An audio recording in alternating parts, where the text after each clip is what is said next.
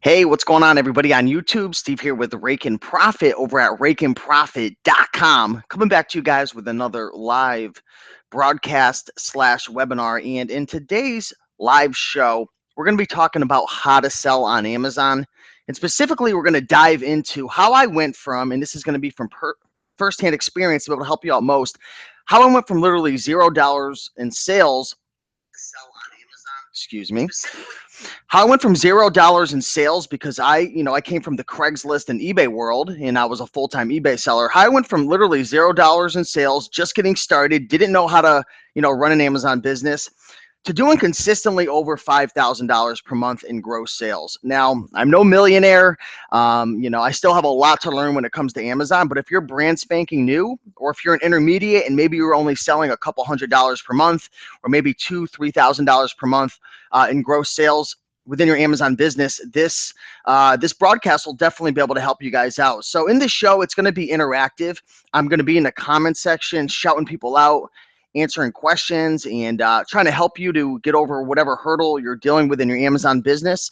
Specifically, we're going to go through some of the major steps with starting an eBay business. For example, opening up your account, which one you should choose, because there are two versions of an account that you can open up. One's free, one costs monthly. It's a monthly subscription.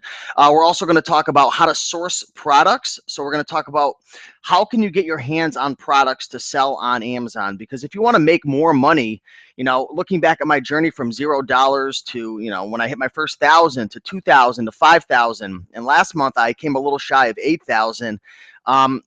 Throughout my journey, it's been not a challenge, but it's been a learning curve to be able to figure out how to source more products. And that's key if you want to make more sales. So we're going to talk about 4 different ways that you can source products to be able to scale up your Amazon business. We're going to talk about analyzing deals. So I'm going to share my screen with you guys, and I'm going to show you a few different listings. We're going to talk about rankings to consider per category. We're going to talk about, different types of things that can help you to sell faster, things to look for like feedback, reviews, just a lot of different things. So we're going to analyze some deals. And lastly, we're going to talk about how to scale your Amazon business. So if you're brand new, or maybe you're coming from the eBay world, Craigslist, Etsy world, like I did, this video is going to definitely help you guys out. So I'm in the comment section right now, and I'm looking to see who's in there. So I want to shout some people out. If you're live right now, be sure to jump in the comment section and say hello. Hopefully you guys are having a great Sunday morning. We've got Prof Sales in the house. Good to see you. Let me know, Prof Sales, if the audio is coming through clearly. I want to make sure you guys can hear me. Arbitron 909. Hey, Steve. What's going on, Arbitron? CJ Maxwell. We got Green Room Hustlers in the house. Good to see you, CJ. How you doing? Heather Bateman in the house. Good morning. Bargain Hunter. Hey, Steve, my favorite consistent YouTuber. You must have watched that video that I made the other day. Thanks, Bargain Hunter. I appreciate you stopping by. Tony Edwards. What's going on, Tony? Cecilia. I think that's how you pronounce it. Whitmore. Hello. How you doing, Cecilia? I believe I pronounced that right. B. Sir Mac. My eBay has been good, but got to get back to FBA. I hear you. I definitely hear you on that, and hopefully this video will be able to help you out.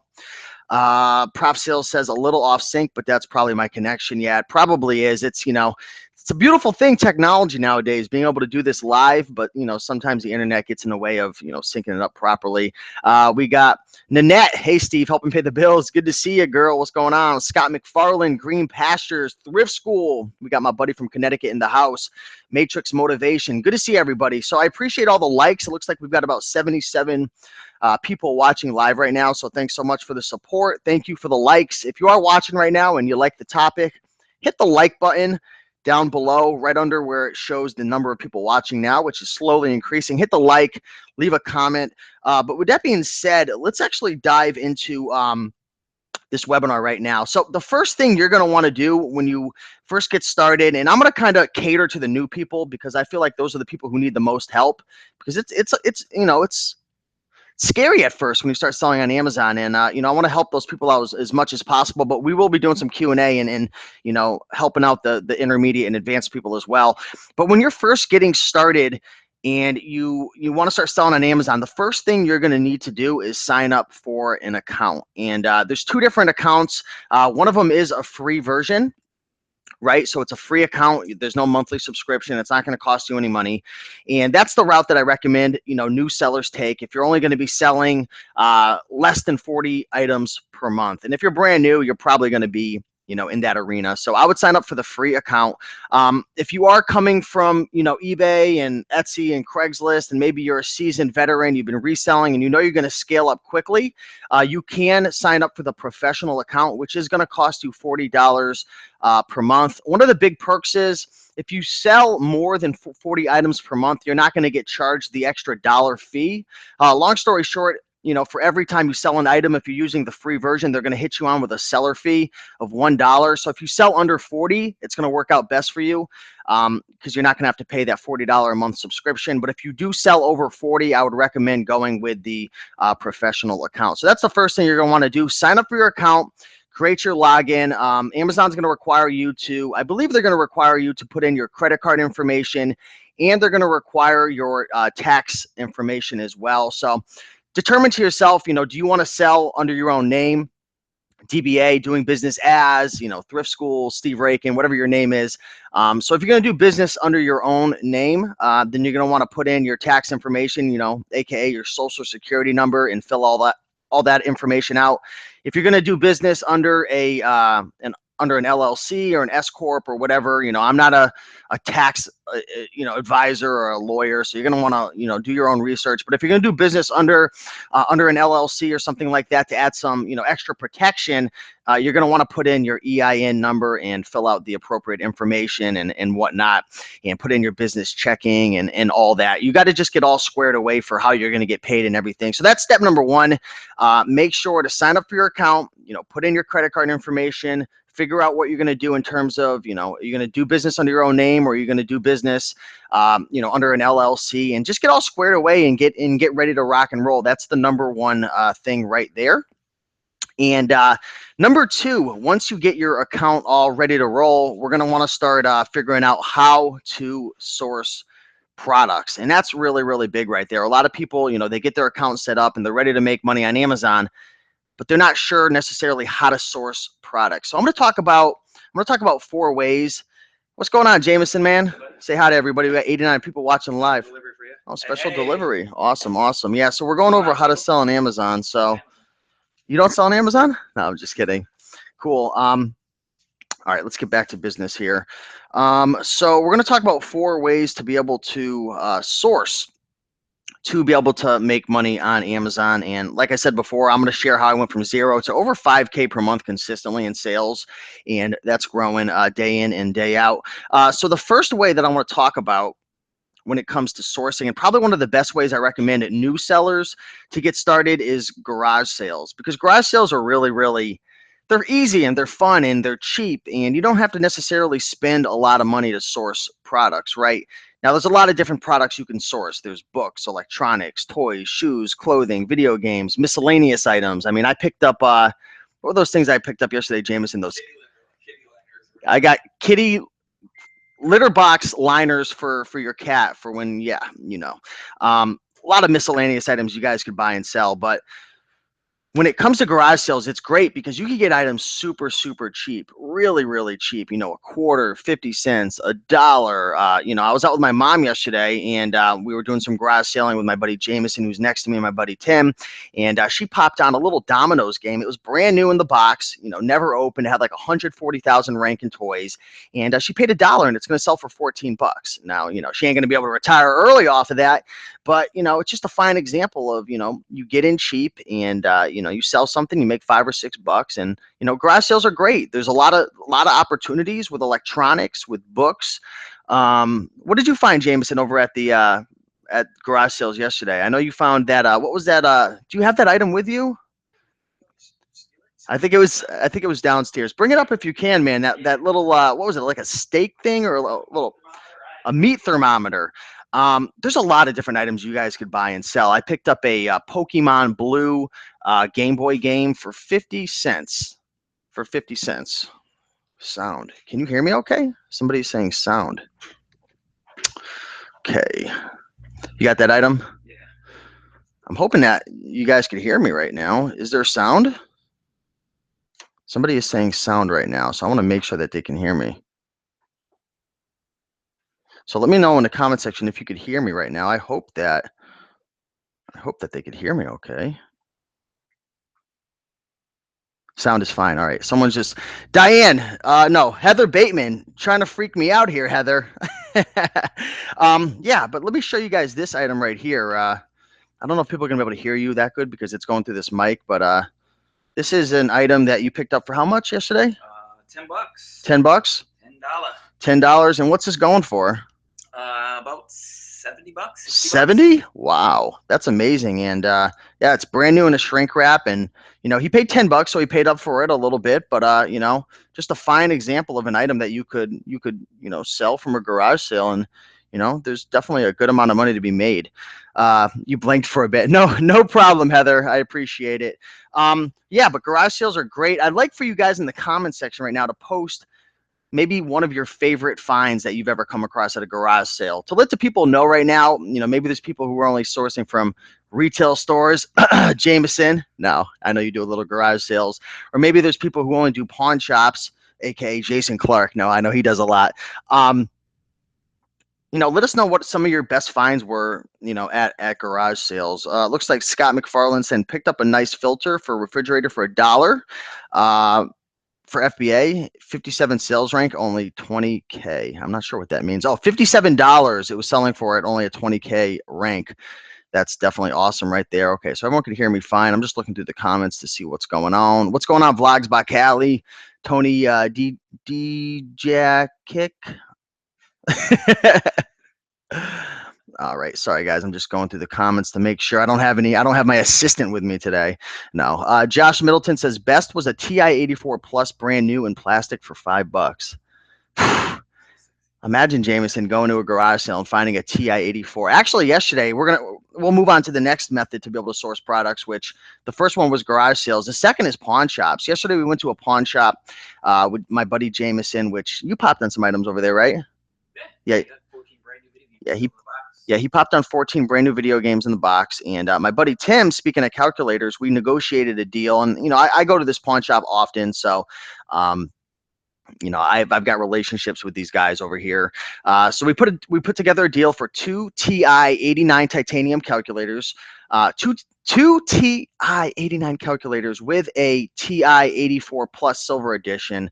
We got all three of those calculators for $80 out the door, $80 out the door at a pawn shop. So if you guys aren't sourcing from pawn shops, there's definitely good money to be made over there. You're going to have to pay up. It's more advanced. I wouldn't recommend it to somebody who's brand spanking new. Absolutely not. I would say, be in the game for 6 months or so before you jump into the pawn shops. But we popped on, like I said, two of the 89 titaniums and the 84 Plus Silver Edition, and I got it for $80. And the 89s are going for approximately $80 each right now, and the Silver Edition is going for, I think, 60 or 70. But those prices will rise right before the school season starts and everything like that. So pawn shops are a great way to be able to source products. We went into a pawn shop the other day and I picked up I was with Jameson. He picked up a bunch of, he picked up a 3DS, and he picked up some of the older versions as well with some games. And I picked up a Xbox 360 wireless and adapter. It was the max version for $10, and that was going for $40 all day long. So there's definitely great opportunities at pawn shops. A lot of people get discouraged because they go into a pawn shop and they see the price is super high. And the funny thing is, to give you a real life example, when I went into the pawn shop yesterday, it was Yankee and Peddler Pawn in East Hartford, Connecticut. We went in there, and the first thing Jameson said is, "Wow, man, these prices are so high. They're higher than Amazon." And I said, "Don't worry about the prices. Don't look at the prices. I've spent the time to build up the relationships with these guys.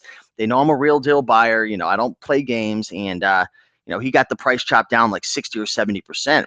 And the same with my buddy Tim. The prices were really high, and I said, "Hey, let me put a deal together. I don't want a piece of your deal. I'm gonna put this together for you."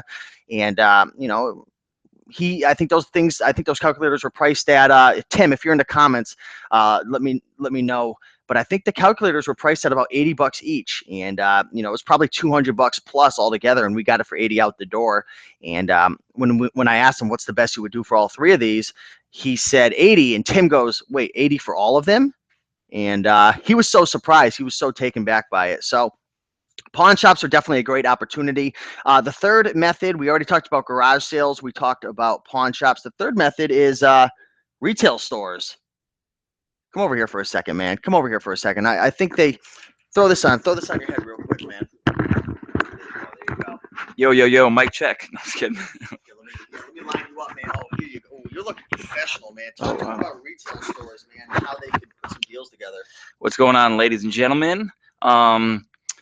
Once you, like, I know a lot of people, I don't know where you guys are at in FBA and stuff, but like the beginning, obviously garage sales and thrift shops is the best. But once you start to build a little bit of capital, it's important to jump into RA.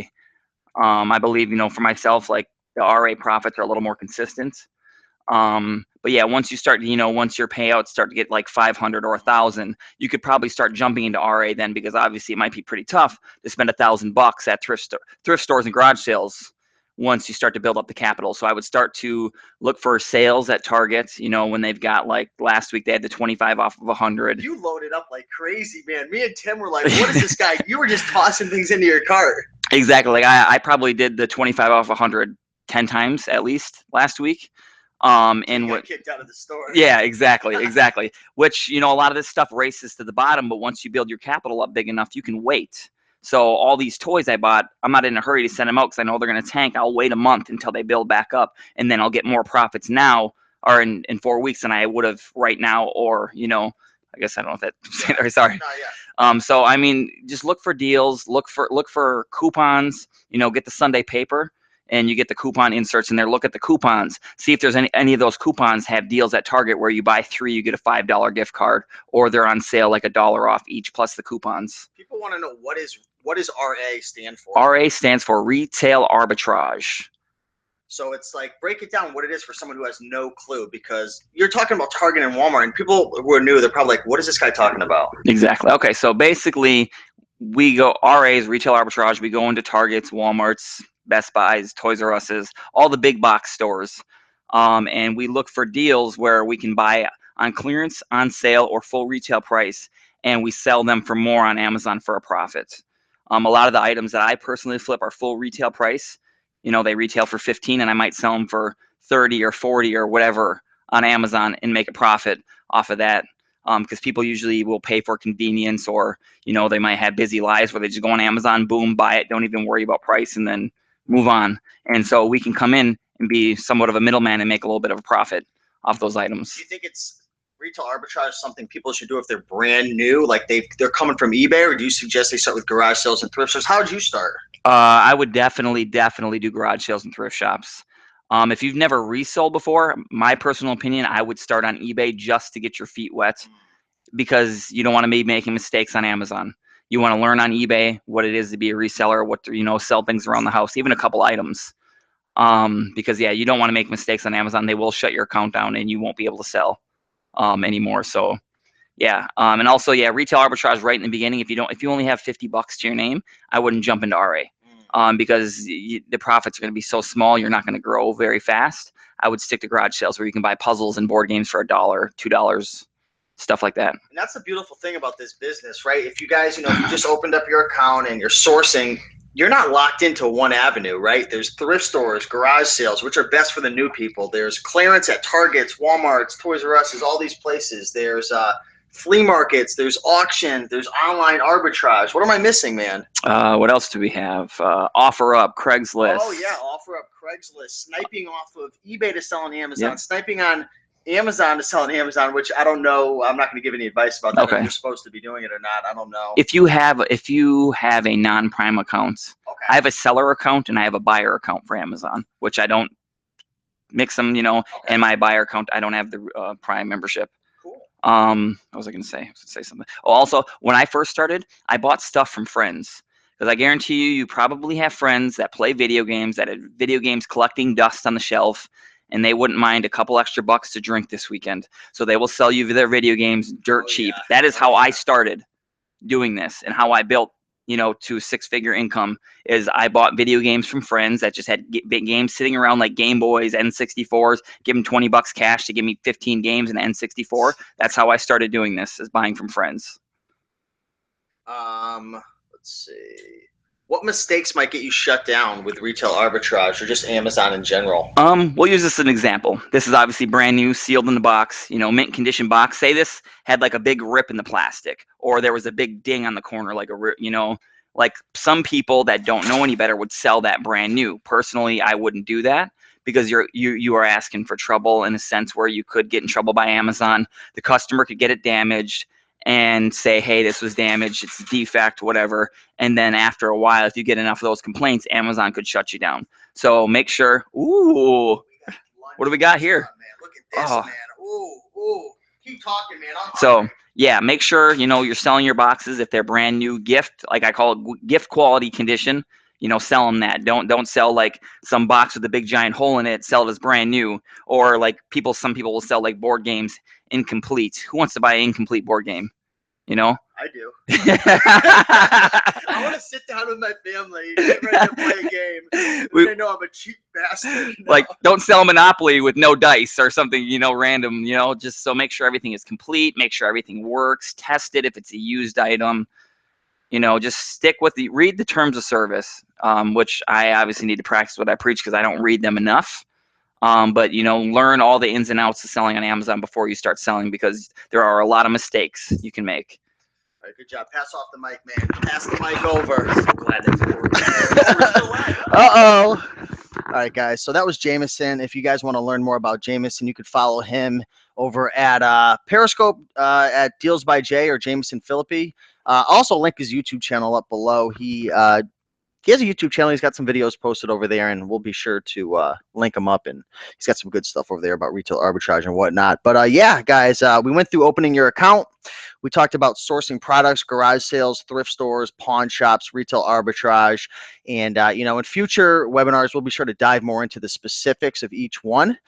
So once you open up your account and you start sourcing products, you're going to first need, kind of taking a step back, you're going to have to learn how to analyze an actual listing, analyze a product. So what I'm going to do right now is I'm going to share my screen with you guys, and we're going to start to look at some listings to get a feel for kind of what to look for. Now, we're not going to be going through, like typically what you would do is use an app called the Amazon Seller app. So guys, I want you to take out a pen and pad right now and write this down. If you're brand spanking new and you're getting ready to get started selling on Amazon, you're trying to figure out how to sell on Amazon, write this down right now. Step 1, open up your account. Step 2, and we kind of skipped over this, is download the Amazon Seller app.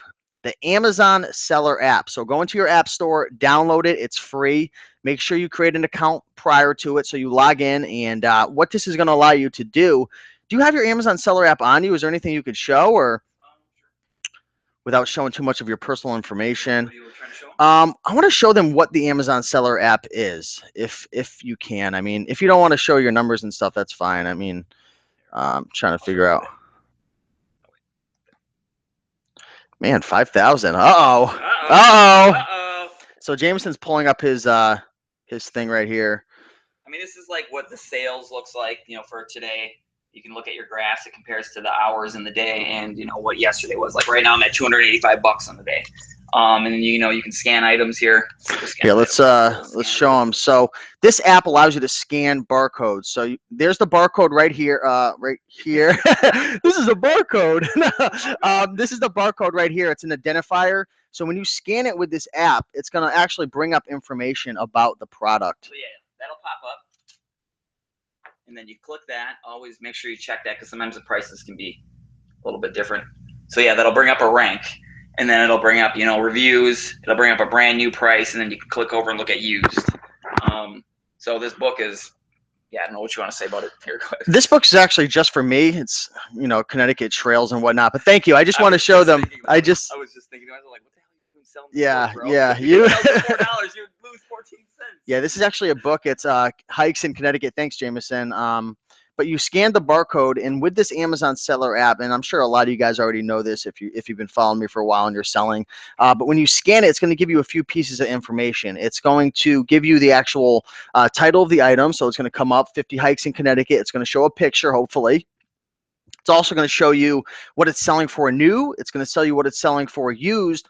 And it's also going to share with you how many sellers are on it for merchant and for FBA. One thing you need to realize when you're getting started and trying to figure out how to sell on Amazon is there's two primary ways to sell on Amazon. There's one, selling as a merchant, which is the easiest way to explain that to you is just think about selling on eBay, right? When you sell on eBay, you list up your item, and when it sells, you ship it out to them. When you sell FBA, which is the second option for selling, instead of shipping directly to the customer, what you do essentially is you box up all of your items. So say you're going to sell 30 items, you box them all up and you ship them off to a warehouse. Now that's a very quick explanation. There's a lot more to it, but essentially what you're doing is you're boxing all your items up, you're shipping it to the FBA warehouse, and when it sells, they're going to ship it, they're going to fulfill it, they're going to pick it, pack it, ship it to the customer, and they're going to send you over a check. Now, obviously, there's more in between. Um, but there's two primary ways to sell. I want you guys to sell Amazon FBA. I want you to sell fulfilled by Amazon. What is FBA? Like I said before, they're fulfilling the orders for you. You're shipping it off to them, and when it sells, they're picking it, packing it, shipping it, and you're collecting your check, which nowadays you're going to get paid every 2 weeks. Some people, they were grandfathered into a couple of years ago. If you had signed up, you may have gotten grandfathered into getting daily or weekly payouts. So you're going to get paid every 2 weeks. That's why you got to put in your checking information, your tax ID information, all that to collect your 1099 at the end of the year. But essentially, when you're selling using the Amazon Seller app, you're scanning it. It's allowing you to analyze the deals. So let me share my screen with you guys real quick. And before I do that, let's answer some questions to see what is going on right now, to answer some questions, and then we'll jump into sharing my screen and whatnot. Diane Huffman, thank you. Another experienced reseller told me the same thing. Just sold my first item on eBay the same day it was listed. Learning for the future. That's what it's all about, Diane. Jean Maestre, I know I pronounced that wrong. Jean, I'm sorry. I love you. Party of 10. Hey, what's going on? Marcus Chambers. There was an app on Android called Macari that people have been using to sell things. Yeah, I've heard about it. I haven't checked into it too much. Do you ship or does Amazon? Vegan Gal 53. Ooh, we got a vegan in the house. Uh-oh. I know Vegan Gal like I know Vegan Gal like that little meal that I showed before. We've got some chickpeas, potatoes, we've got some onions, peppers, and some tofu. I know you're missing out, Vegan Gal. But do you ship or does Amazon? Like I said before, there's two ways to sell on Amazon as a merchant or FBA. I'd suggest going the FBA route. It's going to be able to allow you to scale your business much faster and save time. So if you're selling FBA, you're just shipping everything out one time to the warehouse, and then they're fulfilling all your orders. If you're selling as a merchant, then you're going to be shipping every single time. So hopefully that answered your question. How do you sell books? I mean, like I said, you just scan them in.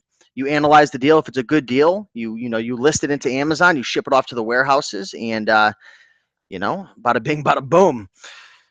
How about selling sneakers? Yeah, I've been selling a lot of sneakers lately, sourcing a lot from, TJ Maxx's and Marshalls. You just got to make sure they're brand new. And when you're using the Amazon Seller app, you're not going to see the rank of sneakers and clothes. So I use an app called Scoutify, which I'll get more into in another video that I have coming out soon. If I sell under my own name on Amazon, will I need a tax ID? If you sell under your own name, you're going to have your Social Security for your tax purposes.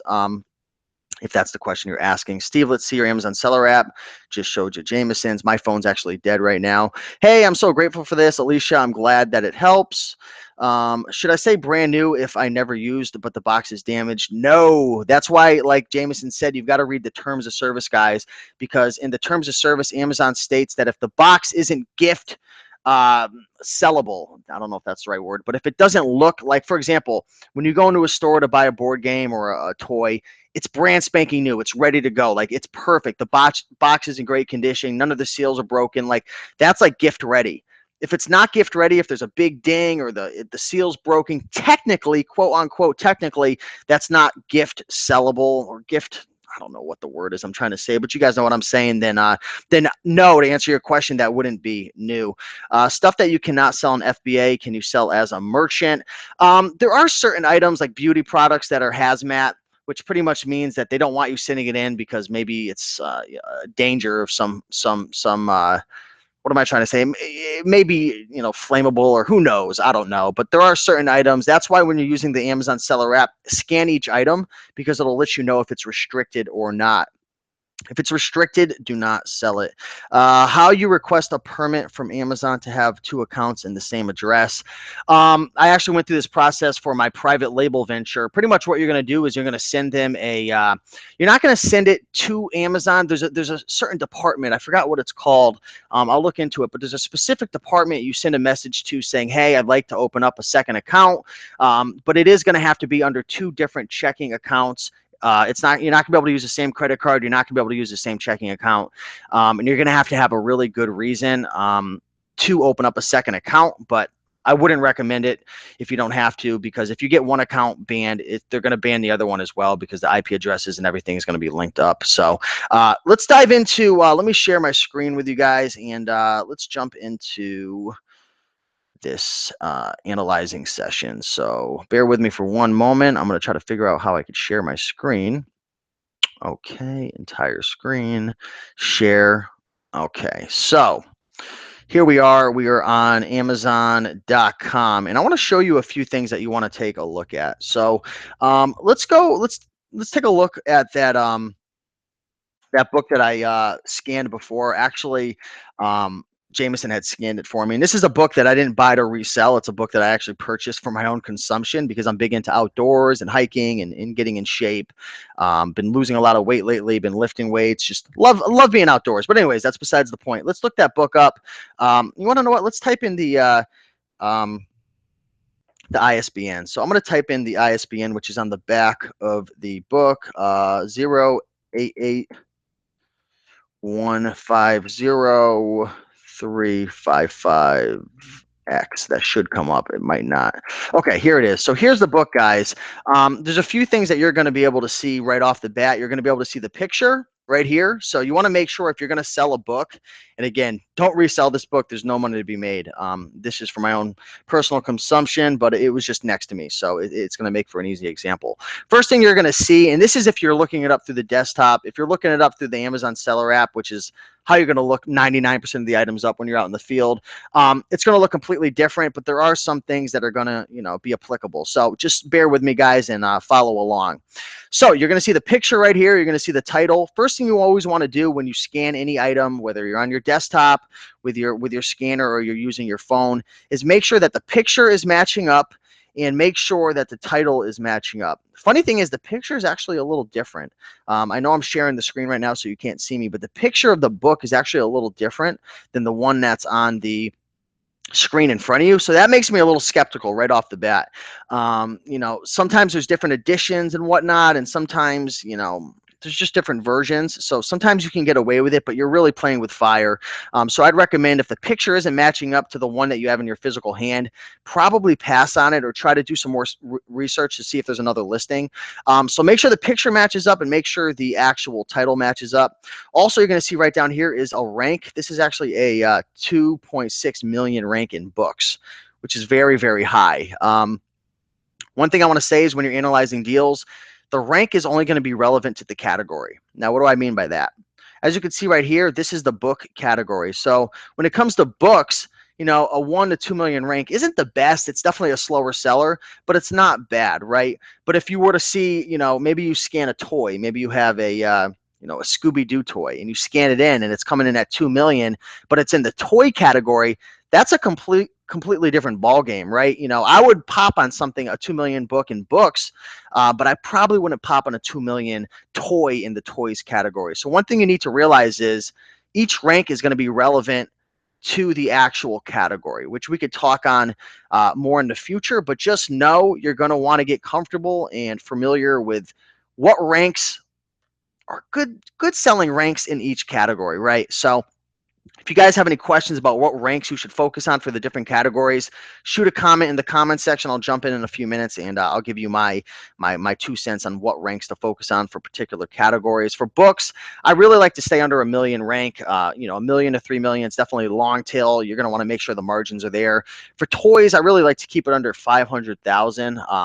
but I'm a lot more familiar with the book category than the toy market. So you may be able to go higher than that. Don't quote me. Another thing you're going to look at right off the bat is the feedback ratings. So this is the product reviews right here. There's 3 reviews, and it looks like it's a 4.5 star. So the star rating is good, but there's not many reviews. So you always want to make sure the more reviews and the better rating, the better chance you have of selling that item. It's really, really big, guys. If you want to scale your business and make more money and get less returns, which, returns are going to happen. I hate to say it. It's part of the business. I don't care if you're selling online or if you're running a retail chain like Walmart or Target. It's part of the game. It's part of the game, returns, man. So, having that good star rating, having a lot of reviews is going to help you to get less returns. So that's something you do want to focus on. And, the more reviews and the better the star rating, the better chance that someone's going to buy it, right? A better chance that that price is going to sustain itself over time. All right, let's open up this listing real quick. And I want to just check the comment section to make sure everything's looking good in here. I'm going to review this. It looks like we are at wow, we've been on for a while now, about 35 minutes. So I want to thank everyone for watching. We've got 95 people watching live, 46 likes. Again, guys, I'm no mathematician. Jameson, I don't know if you're good at math, but there's 96 people watching live and only 46 likes. What's going on, man? I'm no math magician either. Math magician? Pull a rabbit out of your hat. So hit the like button, guys. Show some love. The treasure gnome, man. What's going on, the treasure gnome? Yeah, I know. I know. I'm sure one will come and say hello eventually. Hey, so hit the like button, guys. Show some love. But anyways, let's go back to let's make sure the screen is still being shared. Yes, it is being shared. Let's go back to this listing, guys. So you're going to want to take a look at a few different things. You're going to want to take a look at the used or the new offer. If you're selling books, 99% of the time, they're going to be used. So obviously, this is going to look a little different because we're on the desktop right here. But if you are on the desktop and you're selling as an FBA seller, you're going to want to only price your items against FBA sellers. You could have a book that, the merchants are starting off at $7 or $8, but there's no FBA. I'm going to double up. I'm going to probably price it at 15 or 20 if there's no FBA sellers, depending on, of course, the rank, the reviews, the star rating. There's a lot of different factors, right? You can also use a website called camelcamel.com, which will give you some price history. So if I'm overwhelming you a little bit, I apologize. Take out a pen and a pad, write it down, camelcamel.com. I don't know why they chose that for the name, but it certainly stands out and differentiates itself against other websites. But that's a website where you could actually look to see kind of a price history in terms of, how much it's been selling for in the past, as Amazon, maybe Amazon was selling it, or as a merchant used, or maybe as an FBA new or an FBA used. So that'll be able to give you a better understanding of what it sold for in the past. But if you hit Prime right here and you're on the desktop, these are all the FBA sellers. I mean, so these are starting at $4, which pretty much means if you sell an item at $4, Jameson, are you actually losing money or are you making like 4 cents? Well, you got shipping.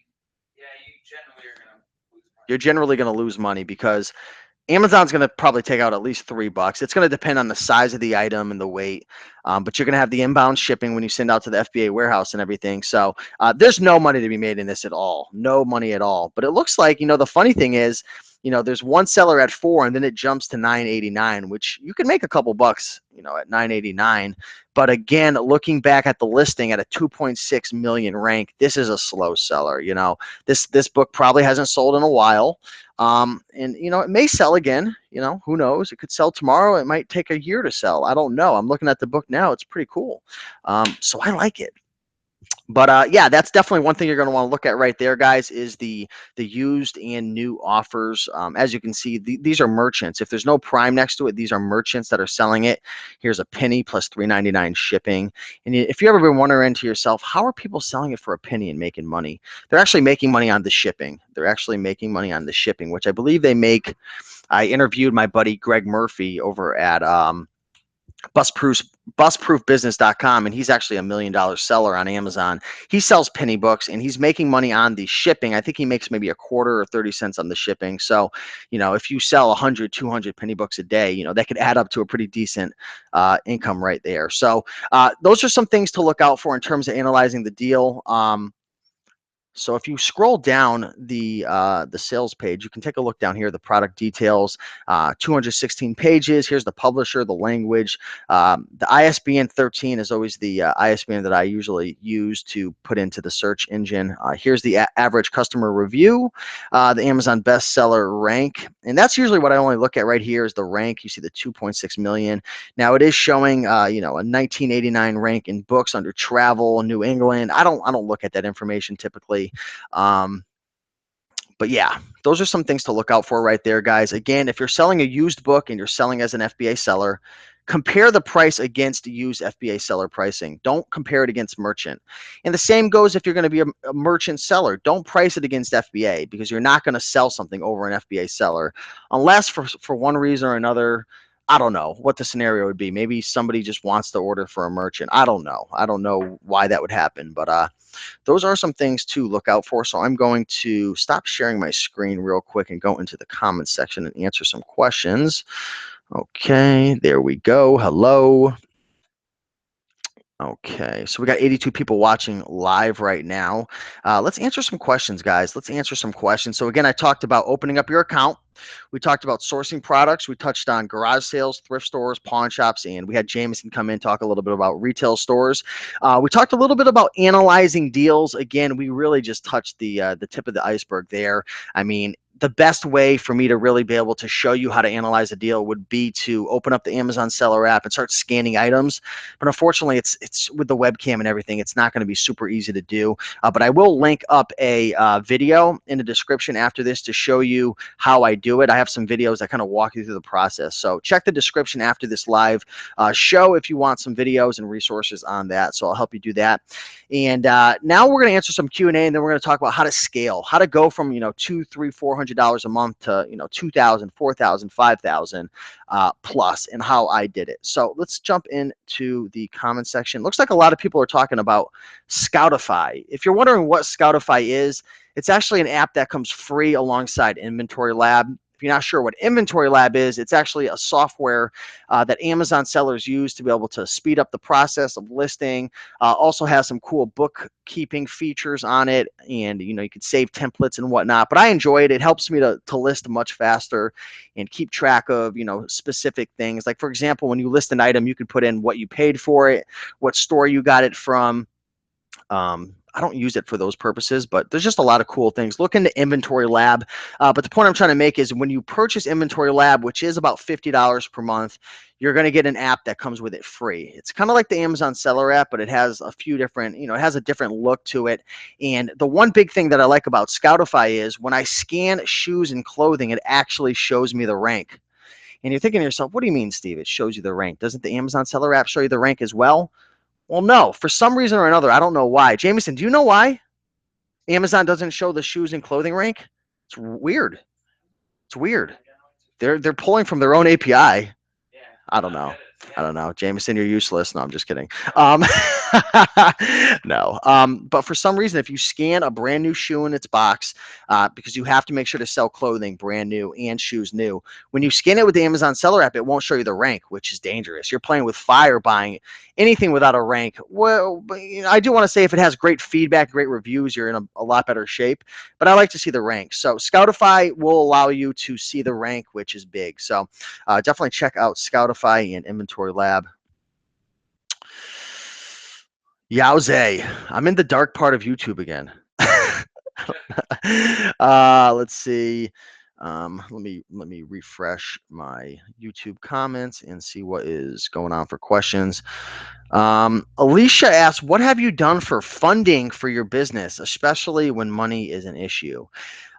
Fortunately for me, I haven't had to, have any funding or anything besides having some credit cards and whatnot during Q4. And, certain times when I went on a 90-day road trip and, I didn't have a bunch of cash on me and I didn't want to go to the bank. I used my credit cards and whatnot. But, fortunately for me, I buy a lot from garage sales, which are dirt cheap. I buy a lot from thrift stores.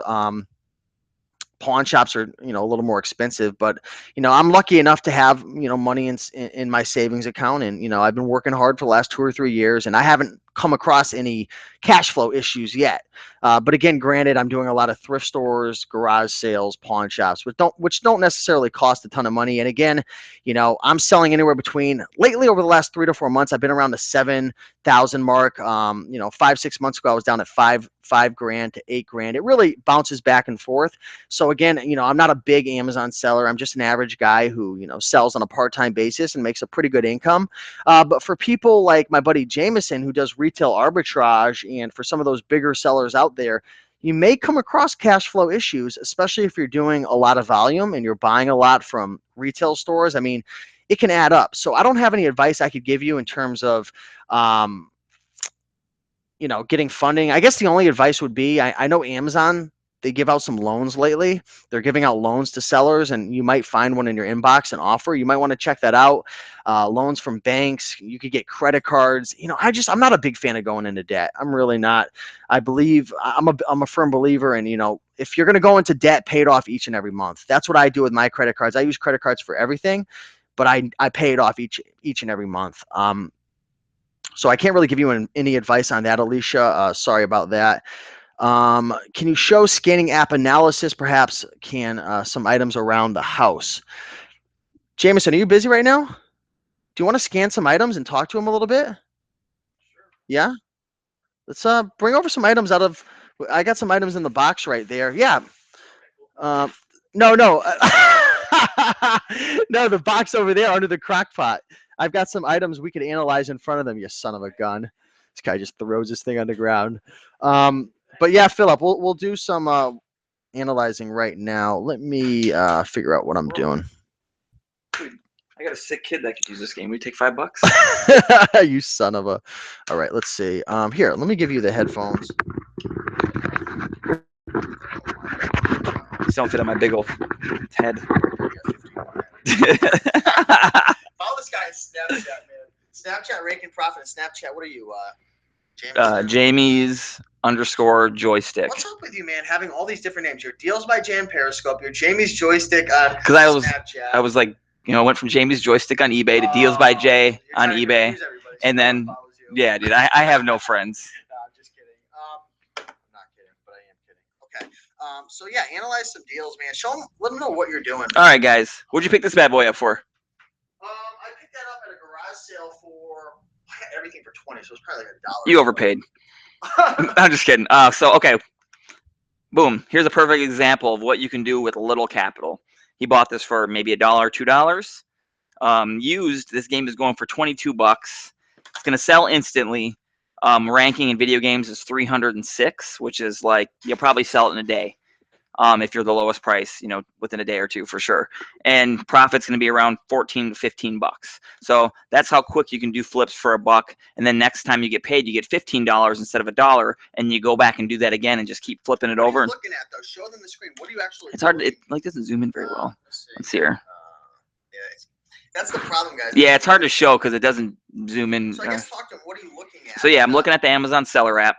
It gives us all the info. It gives us the title of the game. It gives us the rank and the category it's in, which is video games. 306 is the ranking. Generally, I like to stay myself under 15K in video games. For newer sellers, I'd recommend staying under 10 or maybe 8. Just when you get, if you buy a game for $1 and it's brand new and it's going for $30 and it's got a 20K rank in video games, pick it up all day long. I have no problem waiting myself. Everybody's got a different strategy. But yeah, you can play around with the app. Obviously, it's got the new price. You can look at the used price. And, when you look at the used price, there'll be multiple sellers, different conditions. Some might only come with just the game. This, however, does come with the game and the manual, which makes the game complete. So you could probably get a few more dollars. If it had a big hole in the case, obviously ask a little bit less. If it's in mint condition, ask a little bit more. Did I tell you what happened? What? I left the garage sale and I was shooting a YouTube video and I was like showing my haul, and I'm like, check out this game, like this is awesome. But I'm like, crap, I never looked to see if the game was in it. And I opened it up, the game was missing. But you want to know where the game always is when you go back to the garage sale? In the DS. It's always in the DS. Okay. The kid went in, got it, it was in the DS. That's awesome. Check. Good call. I've done that before too. Show them this item right here. That was a cool little find. Let's see, here we go. So yeah, we picked this up. If you guys are familiar with these, buy these at Target if you find them. Probably won't, but if you do. Damn, this new Flow thing is dope, man. What are you using? Actually, the price went up on it a little bit. Amazon Seller app. It updated last night, so I got the Flow built into it now. Oh, it's built into it, so you could just Yeah. scan the. Yeah, see, watch. Yeah, because I saw that. I'm like, are you using a different That's app? dope, isn't it? Mine. Cool. So yeah, pick this bad boy up. $12.50 at the Goodwill plus tax, a little over Right in 13 front of my bucks. eyes. I saw it, and you just. You went down, I went up. That was You're weird. So yeah, pick this bad boy up. $12.50 at the Goodwill the other day. I bought this like 3 days ago. Still hasn't shipped it out. That's how far behind I am. But this is a rare item. It's got a good rank in toys, 3,000 in toys, which is phenomenal rank. It's got 74 sellers, which is not a big deal to me because the item's going to sell quick. It's got a good ROI. You get $39 after fees. Sells for 47 bucks. So after shipping, say roughly 38 bucks. If the price drops a little bit, 35 bucks, I paid 13. I'm almost tripling my money in profit. So yeah, just get if you're not used to the ranks, just Google, Amazon seller ranks, and you can figure out what's good rank and what to stay under and figure out what you're doing. What do we got here? When did you buy this? That was at the Goodwill. Oh, okay, so this is called Orgo cards. Yeah. Tim scanned that and he didn't buy it. Did he? All right, so yeah. And I see the price tag already on it of $3. So we're gonna see if he made a good deal. So $3, guys. Let's see what he did. This is selling for brand new in the box, $16.44. So there's a little tab that you can hit on the app that'll actually show you the profit if you type in. Because what are you doing right now? I'm entering in my what I paid for it, the sell price, the shipping cost, so you can get a rough idea of what you will make after everything is said and done. So we got, what do we pay? Let's say $3.20 plus including tax. So yeah, I don't know. It's hard to see, obviously, but it has everything there, all the prices, everything. What I paid for it, $3.20. I didn't enter in shipping. I usually just say 50 cents an item, just as a rule of thumb for myself. So roughly, I'm going to make about $6.20 profit after I pay for the item, pay for the shipping. So doubling, tripling my money. Here's another one. This was cool. I remember you popped on this at the Goodwill. This is a Chronicles set of the Enchanted Forest. It looks like it's a 4-set, four set of books. Let's scan this. Again, the barcode, guys. There's a few different barcodes. I always scan the one that starts with 978. Yep, exactly. Boom, boom, pow. Okay. All right, so what is this bad boy? Oh, of course, AT&T is going to crap out. I've been having a hard time lately with Verizon as well, scanning really? for some reason. But anyways, I think they get the gist. They get the gist of it. What's going on? So pass over those headphones, homie. Pass the mic. Awesome. Hey, good job, man. Thank you for sharing that. So hopefully that, yes, high five. So hopefully that answered your question about analyzing the deals. Let's see. Let me go back over to the comments section and see what's going on over here. How do you get organized with accounting regarding garage sales since there are no invoices? Well, this is one thing that my buddy, the Bonafide Hustler, is doing. He actually gets one of those. Have you ever seen Bonafide's little garage sale thing that he uses? He has this it's like this book that you can create. Like it's a book and has like invoices. You could rip them out and like give them to people and stuff. He actually writes himself an invoice for each garage sale. He'll put the address. Yeah. Yep. I was with him. He has this little book. I forgot what it's called, but he writes himself not an invoice. I'm trying to figure out like a receipt. It's a receipt book. And he writes down the address. He writes down exactly what he bought it for and what he got. And he keeps those as receipts. So he's not getting it from the actual owner of the garage sale, but he is creating proof for himself. So if, God forbid he was to ever get in trouble, a petty cash receipt book. Yes, Sam. If anything was to ever happen with the IRS, I think that he's well ahead of the game, right? I don't think most people do that. So, I mean, are you going to get in trouble with the IRS? Who knows what the IRS is going to do if they would audit you. But, I think that would definitely help. So, Alicia books and CDs have lowest barrier to entry.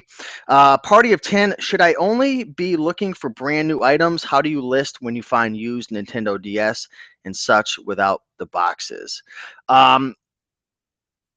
If you find electronics without the box, what I typically do is I usually bubble wrap it and I stretch wrap it. And you can either put it in a smaller box and then put it in the big box or just leave it with the bubble wrap. So you're going to want to make sure the item is complete. That's number one. Make sure the item's complete. But pretty much what you're going to do is you're just going to bubble wrap it up and or put it in a box and ship it off. I mean, there's not really much to it. Obviously, it's nice getting the newer items, of course, but you don't have to focus just on new. The majority of my items that I sell are used. So, if you're doing retail arbitrage, most items are going to be new, of course. If you're doing pawn shops, mostly used, garage sales, mostly used, thrift stores, mostly used. But I do, mostly used, but I do sell some new items. And, it's just a matter of getting lucky. Alicia Sampson, what's your best way or favorite methods of sourcing inventory? My favorites definitely thrift stores and garage sales, just because you can get items so cheap and there's an abundance of items out there. I like to mix it up. So I do a little bit of thrift stores. I do a little bit of garage sales on the weekends. I do a little bit of pawn shops. I do a little bit of clearance from retail stores. I don't do much online arbitrage. I never really got into it. I don't do much flea markets and auctions, but I do mostly garage sales and thrift stores.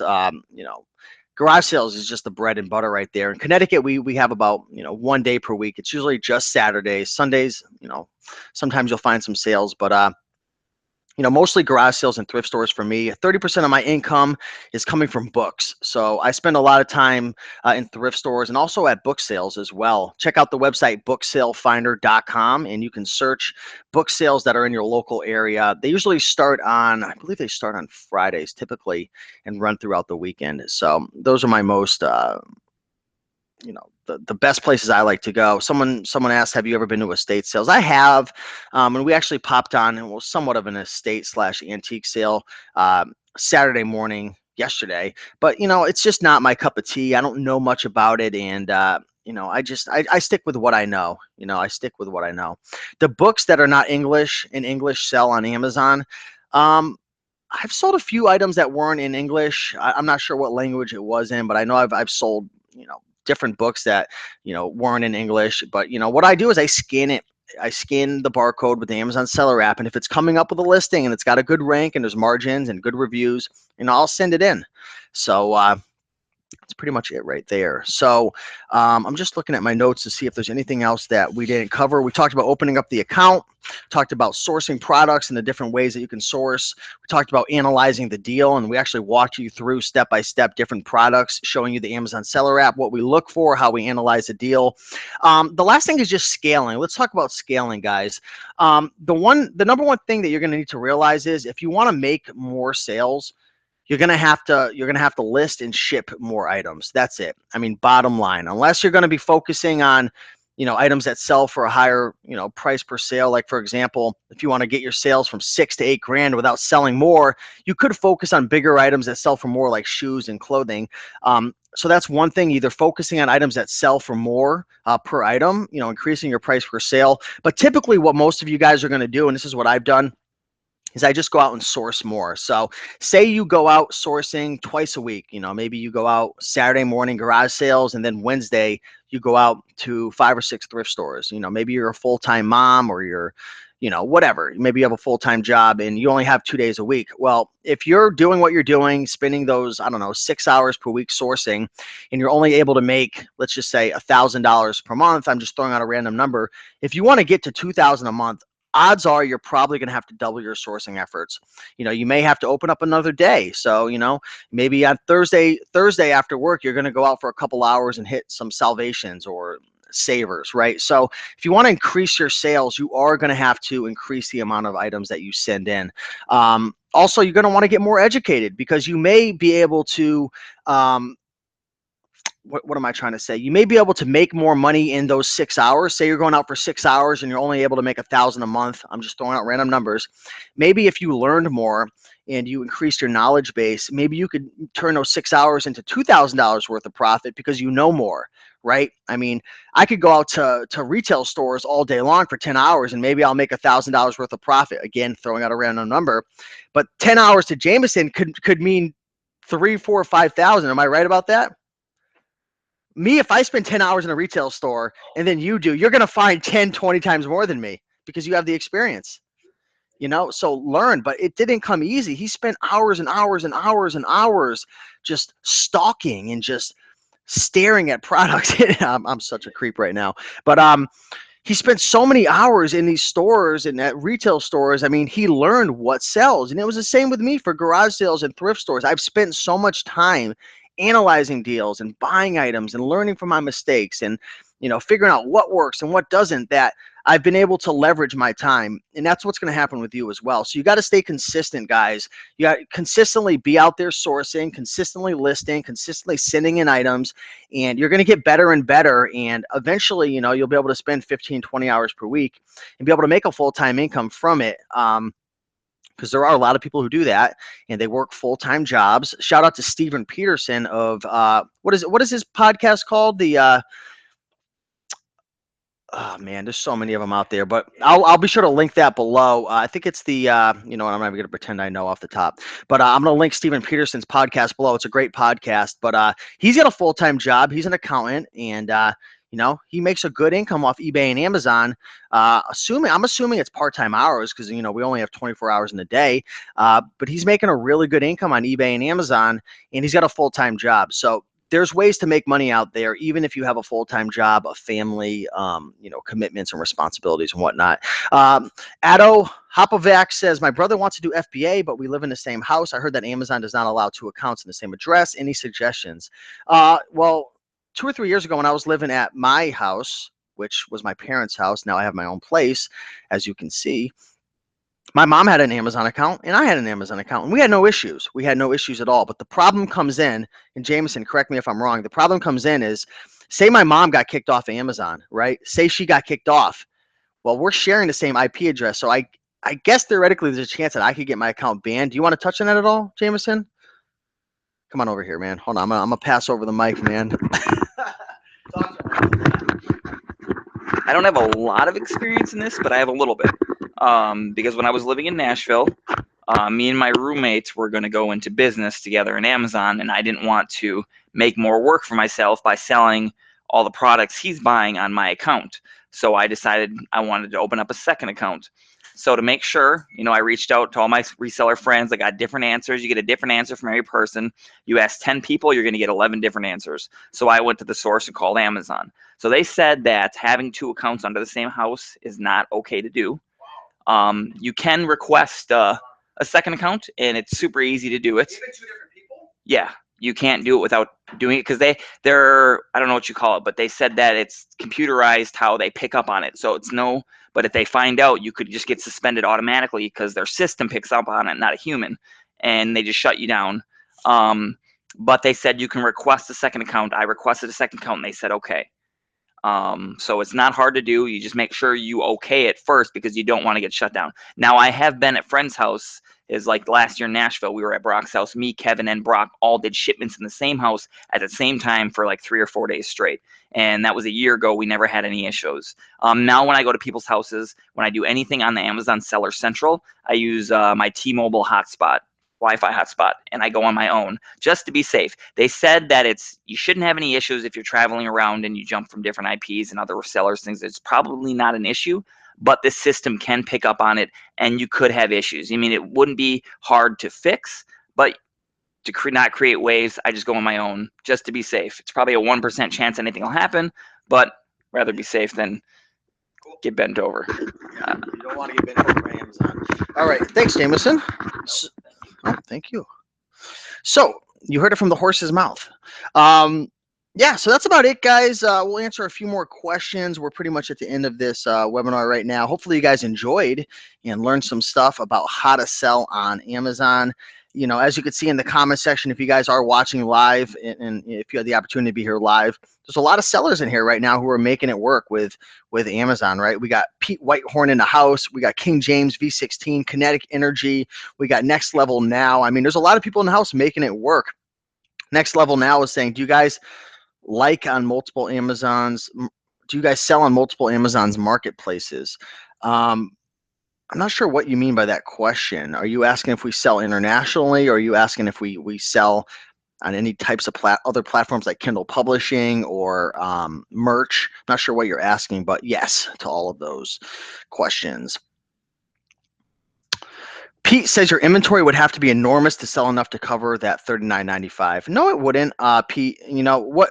I don't know if pretty much this is the way it works, guys. If you sell more than 40 items per month, you're going to want to go with the $40 per month plan, because once you sell more than 40, you're actually saving money, because you're not going to get hit with that dollar fee. So, I mean, I sell typically over 200 items per month. So for me, I'd be losing out on about $160 if I didn't use the professional plan. If I just went with the free plan, I'd be losing about $160 because I sell over 200 items per month. So if I was selling 20 items per month and I paid the 40 a month, I'd be losing out on about $20 because you get what I'm saying. So, um, Rye Reinhardt says you can list 40 items on Amazon rather than paying $39.95. However, you pay fees as usual. Yes, exactly. So you can list as many items as you want, but it's when you sell you're going to get hit with that extra dollar fee.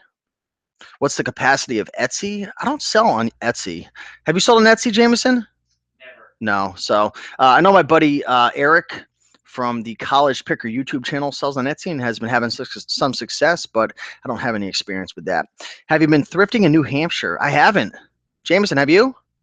Never. Never. I haven't either. So would definitely like to check it out. Green Room represent. That's right, Florida BST. That is right. But that's about it, guys. Appreciate you guys hanging out on a Sunday afternoon with Jameson and I for about an hour time. If you guys did find value and enjoy this video, this free video, be sure to hit the like button. That really helps out a lot. We're at about 69 likes right now. Hit that like button, show some love.